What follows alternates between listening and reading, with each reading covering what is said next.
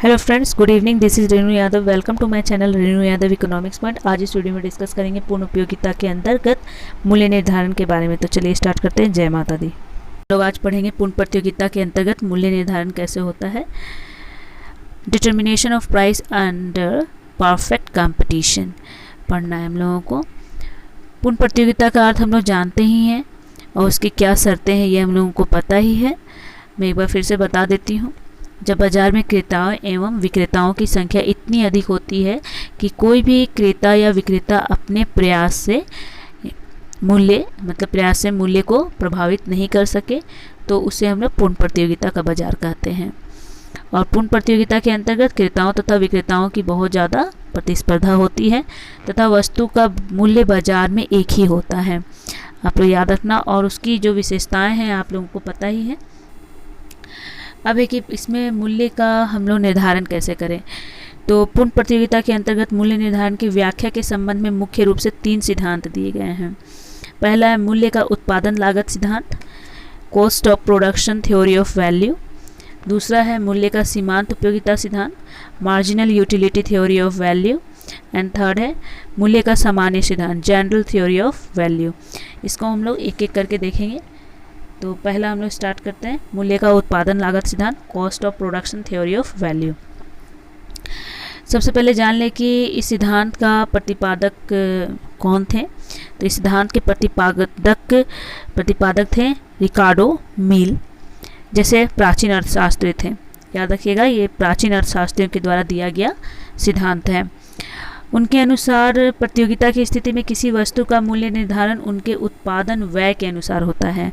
मतलब अगर पूर्ण प्रतियोगिता की स्थिति में किसी वस्तु का मूल्य निर्धारण कर रहे हैं तो उसके उत्पादन व्यय के अनुसार ही, यानी कि उत्पादन के समय जितना खर्च होता है उसके अनुसार ही किसी वस्तु का मूल्य निर्धारित किया जाता है।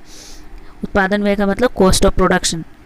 ठीक है, इंग्लिश में याद रखना आप लोग, क्योंकि इंग्लिश वाले बच्चे भी को थोड़ा प्रॉब्लम होता ही होगा। और ये तो हिंदी मीडियम के स्टूडेंट्स के लिए स्पेशली मैंने ये वीडियो बनाया है और ये चैनल भी हिंदी मीडियम के स्टूडेंट्स के लिए है। तो अगर कोई बच्चे देखते हैं इंग्लिश मीडियम से रिलेटेड तो उनके लिए हेल्पफुल होगा, इसलिए मैंने इंग्लिश में बता दिया।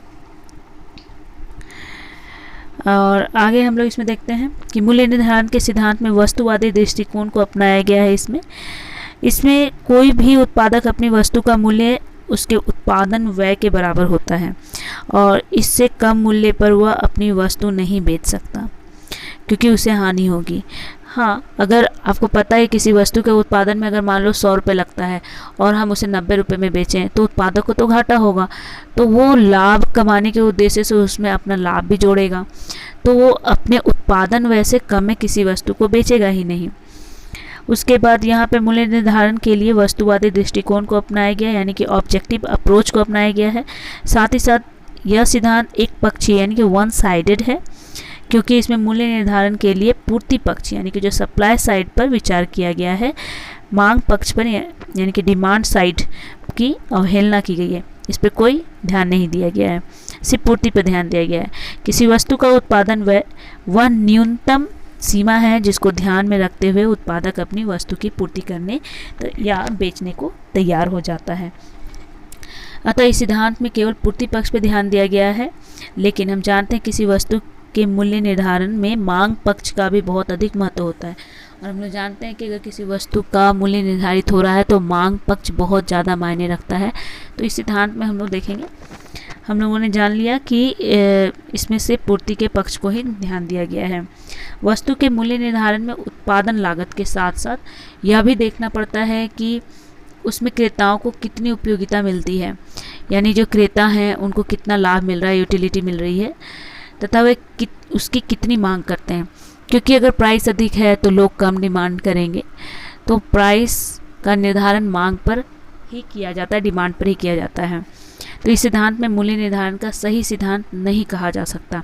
तो हम इस सिद्धांत को ये सही नहीं मान सकते कि मूल्य के निर्धारण में ये सही सटीक बैठता है या सही पूर्ण रूप से सही है, क्योंकि अगर एक पक्ष को हम लोग महत्व देते हैं और एक पक्ष को महत्व नहीं देते हैं तो उसे कभी भी सही मूल्य का निर्धारण नहीं हो सकता, क्योंकि वस्तुओं की पूर्ति तो की जा रही है, उत्पादक तो कर रहे हैं, पर उसकी मांग उपभोक्ता ही करते हैं, और मांग बहुत बड़ा फैक्टर होता है किसी वस्तु को बाजार में सेल करने के लिए, मूल्य के निर्धारण के लिए।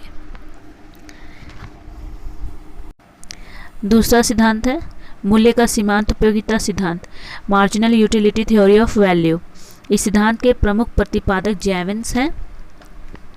इनके अनुसार पूर्ण प्रतियोगिता की स्थिति में किसी वस्तु का मूल्य उसकी सीमांत उपयोगिता के आधार पर निर्धारित होता है। सीमांत उपयोगिता वह सीमा है जिसको ध्यान में रखते हुए वस्तु की मांग की जाती है, और इस सिद्धांत में केवल मांग पक्ष पर ध्यान दिया गया है, पूर्ति पक्ष पर ध्यान नहीं दिया गया है, इसलिए एक पक्षीय इसको माना जाता है। जैसा कि पहला सिद्धांत मूल्य का उत्पादन लागत सिद्धांत था कि उसमें पूर्ति पक्ष पर ध्यान दिया गया था, इसमें मांग पक्ष पर ध्यान दिया गया है। इस सिद्धांत में आत्मवादी दृष्टिकोण को अपनाया गया है।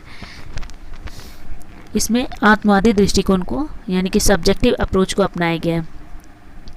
इसमें क्या होता है कि कोई भी उपभोक्ता या क्रेता किसी वस्तु के लिए अधिक से अधिक उसकी सीमांत उपयोगिता के बराबर मूल्य देने को तैयार रहता है, ये याद रखना आप लोग। लेकिन मूल्य के उत्पादन लागत सिद्धांत के समान ही यह भी एक पक्षीय सिद्धांत है। एक पक्षीय है क्योंकि इसमें केवल मांग पक्ष की का ही ध्यान दिया गया है और पूर्ति पक्ष की अवहेलना की गई है।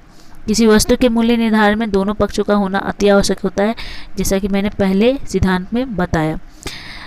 जहां मूल्य के उत्पादन लागत सिद्धांत में वस्तुवादी दृष्टिकोण को अपनाया गया, वहां इस सिद्धांत में आत्मवादी दृष्टिकोण को अपनाया गया है। इस सिद्धांत को भी मूल्य निर्धारण का सही सिद्धांत नहीं माना जा सकता, क्योंकि इसमें एक ही पक्ष को ध्यान में दिए रखा गया है। अगर आपको यह इकोनॉमिक्स से रिलेटेड वीडियो पसंद आता है और आपको हेल्पफुल लगता है तो प्लीज़ मेरे चैनल को सब्सक्राइब करें, मेरे वीडियो को लाइक करें और कमेंट भी करें। Thank you.